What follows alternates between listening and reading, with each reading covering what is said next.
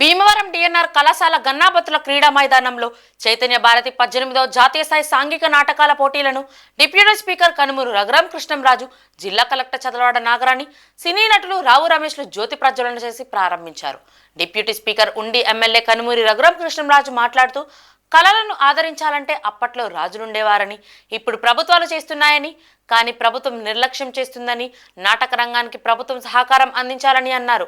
నాటక రంగానికి ఆదరణ తగ్గుతుందని, నాటక రంగాన్ని బ్రతికించుకుందామని అన్నారు.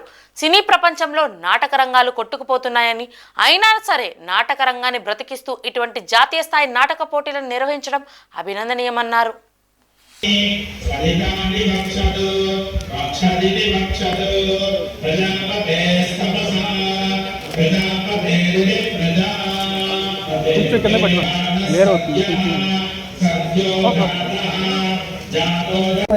ప్రజలందరూ కూడా ఈ డిజిటల్ రంగం వైపుకి చాలా ఫాస్ట్గా మూవ్ అయిపోతూ ఉన్న ఈ సందర్భంలో ఒకప్పుడు ప్రజా చైతన్యానికి ప్రతీకగా నిలిచిన ఈ నాటక రంగాన్ని బ్రతికించడానికి బంగారాజు గారు అండ్ ఇతరులు అందరికీ కూడా నా యొక్క నమస్కారాలు.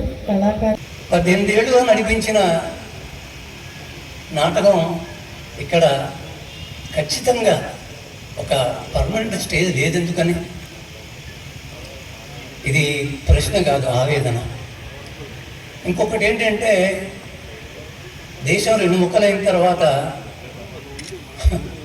వాళ్ళు అటు రవీంద్ర భారతిని పట్టుకుపోయారు, మనకేం లేకుండా. ఏమంటే మనకు ఒక రవీంద్ర భారతి ఉండడం తగవా మనం? ఎందుకు లేదు ఈ ప్రశ్న? నేనెందుకు వేయాలి? చూసే ప్రేక్షకులు వేయాలి. జనంలోకి నాటకం వెళ్ళే దారులు ఏర్పరచాలి. ఇప్పుడు ఇందాక విష్ణు గారు చాలా చక్కగా చెప్పారు, మనకు సిగ్గు లేదు ఇప్పుడు దాకా థియేటర్ లేదని. నిజమే, సిగ్గు లేదని ఒప్పుకుని తీరాలి.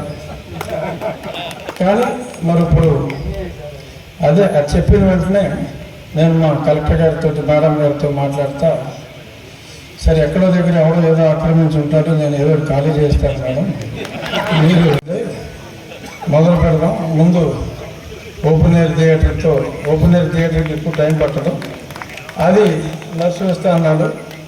సో సరే నర్సు వేస్తే మంచిది.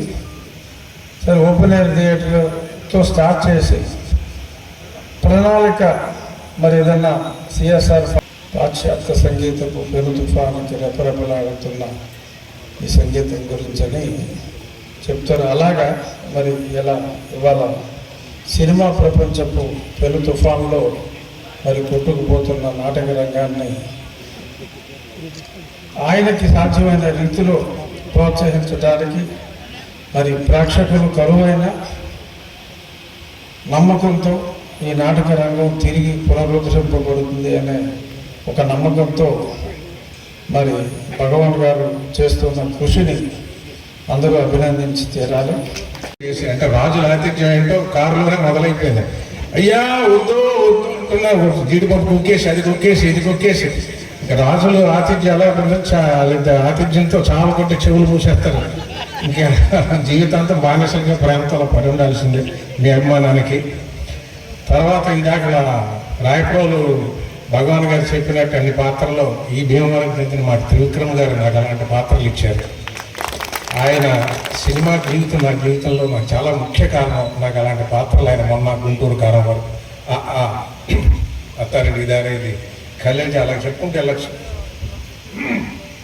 ఆఖరికి టార్చ్ బేరర్ అన్న డైలాగ్ ఒకే ఒక సీన్ ఇచ్చి, ఇది అరవింద సమేత వీర రాఘవ కూడా ఆయన ఇది.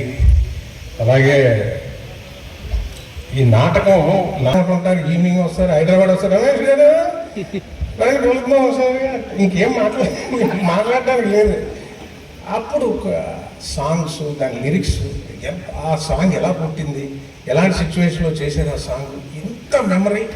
పక్కన పాలిటిక్స్, పక్కన సాంగ్స్, పక్కన ఇది, పక్కన ఎటకారం, పక్కన కామెడీ, సైమల్టేనియస్గా మల్టీ టాస్కింగ్. జోహార్ గురు గారు నేను చేసే యాక్టింగ్ పేపర్ మీద రాసిస్తే ఏదో అర్థం, కానీ ఆయన ముందు మన కూడా దుర్యోధనుడు గారు కూడా వేసేసారు అంత డేరింగ్గా, ఎక్కడ తడబడకుండా. సో భీమవరం వచ్చిన ఈ చైతన్య భారతి రాయపురోలు భగవాన్ గారికి మీరు చదివిన సన్మాన పత్రం నాకే ఆశ్చర్యం, ఇన్ని సినిమాలు చేశానని అప్పుడు అనిపించింది నాకు. మీ ప్రేమకి మీ టీం మొత్తం గొప్ప గొప్ప వాళ్ళని ఇంట్రడ్యూస్ చేశారు, పెద్ద పెద్ద వాళ్ళు. ఏంటి మరి ఇస్రో గారు సడన్గా ఆయన కోపం అంతా కక్కేశారని, కానీ ఇంత మంచి జరుగుతుందని అనుకోలేదు గురువుగారు. అది వాళ్ళ ఎయిమ్ ఏంటన్నది ఇంకా మాకు అనుభవం తెలియదు. ఆయన చూపు ఎక్కడుంది, సరైన వ్యక్తి ముందు అది బయట వ్యక్తపరిచారు. ఆయనకు అర్హత ఉంది కాబట్టి, అలాంటి రాజుగారు మాట ఇచ్చేస్తారు కాబట్టి ఎక్కడ ఏదో బాంబు, అక్కడ న్యూక్లియర్ బాంబు అతను కడుపు